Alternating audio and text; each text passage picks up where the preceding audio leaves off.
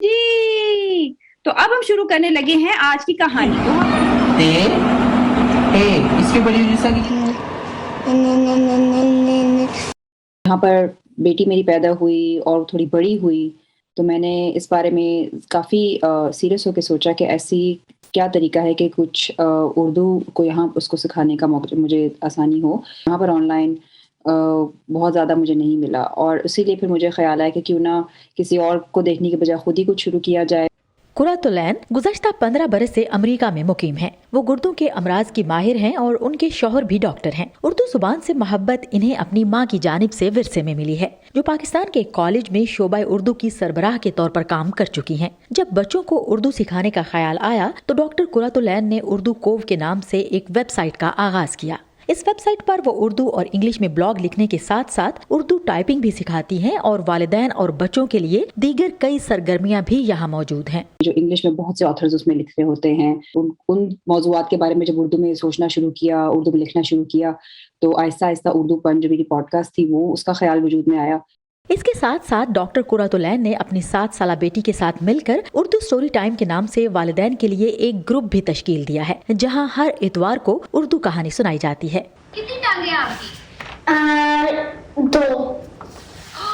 آپ کی 2 ٹانگیں؟ اس کا مقصد یہ تھا کہ آپس میں بچے تھوڑا ایک دوسرے کو اردو میں بات کرتے ہوئے دیکھیں. بہت لوگوں نے اس کی ایکچولی بہت ان کو پسند آ رہا ہے، کیونکہ اس میں بچوں کو واقعی میں ایک موقع مل رہا ہے کہ اپنی اردو وہ بولیں بھی، سنیں بھی اور کچھ ساتھ ساتھ سیکھیں بھی. بہت اچھی لگی ہے. میری بچی اردو سٹوری ٹائم میں کافی عرصے سے حصہ لے رہی ہے. اس نے اس اردو سٹوری ٹائم کے دوران کافی نئے الفاظ اور جملے سیکھ لیے ہیں اور اس نے نئے دوست بھی بنائے ہیں. میرا بیٹا اردو سٹوری ٹائم میں بہت شوق سے حصہ لیتا ہے.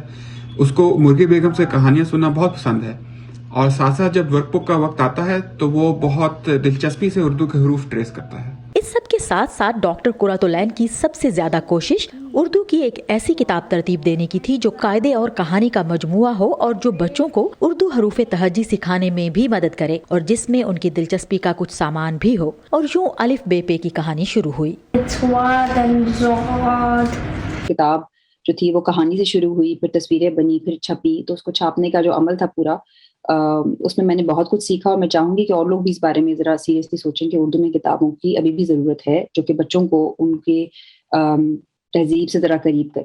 کووڈ کی وبا کے دوران جب ڈے کیئر میں بچوں کو بھیجنا ممکن نہ رہا تو قرۃ العین نوکری چھوڑ کر بچوں کے ساتھ گھر پر رہیں اور اسی دوران انہوں نے یہ سفر طے کیا. اور اب ان کا اس میں اتنا دل لگ گیا ہے کہ کام پر لوٹنے کے باوجود بھی انہوں نے ان سرگرمیوں کو جاری رکھا ہوا ہے. اب سب لگتا ہے سب خوش ہو گئے. آپ کے خیال میں کیا خیال ہے؟